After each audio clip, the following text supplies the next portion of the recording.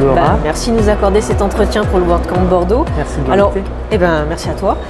Aujourd'hui, on parle multilinguisme sur WordPress. Alors, c'est quoi ce terme? Explique-nous. Le multilinguisme, c'est la capacité d'un site à être disponible dans différentes langues et donc de proposer des contenus tout autour du monde, tout simplement.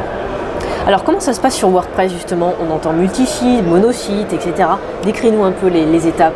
Alors, effectivement, dans ma présentation, j'ai présenté 3 méthodes d'approche pour le multilinguisme dans WordPress. C'est le monosite multilingue, donc un seul site avec plusieurs langues, ou le multisite monolingue, donc plusieurs sites avec une seule langue, ou le multisite multilingue, plusieurs sites au sein de la même instance WordPress, mais chacun disposant de différentes langues. Alors, comment ça se passe concrètement, techniquement? Comment on place un monosite avec plusieurs langues et un multisite? Très bonne question. Il y a 2 approches différentes. Effectivement, pour le monosite multilingue, j'ai tendance à préconiser l'utilisation de polylangue, qui va donc au sein d'un seul site mettre à disposition plusieurs langues. Pour le multisite monolingue, utiliser le plugin Multilingual Press de chez Imside, une agence allemande, qui va donc faciliter les interactions entre les différents sites. Et pour le multisite multilingue, c'est tout simplement du multisite couplé avec polylangue. C'est quoi la différence entre l'internationalisation et le multilinguisme?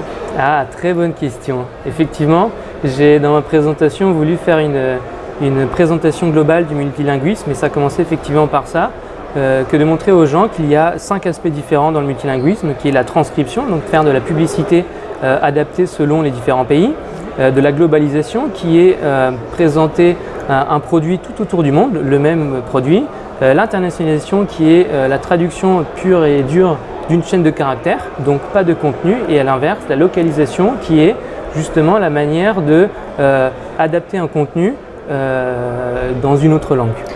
Tu penses que c'est un besoin essentiel actuellement par rapport aux constructions de sites sur WordPress?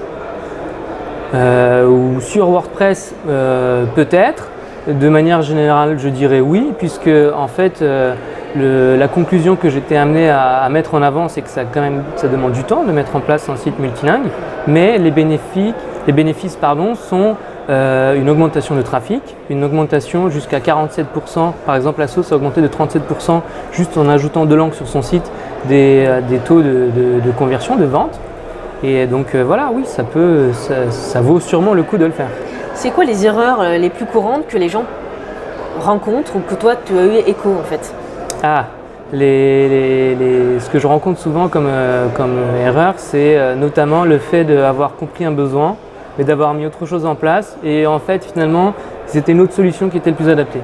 Et donc le mix de ces trois problèmes, donc le besoin vs la solution vs la complexité du projet ou des besoins, fait que souvent on se trompe, et généralement c'est dur de revenir en arrière.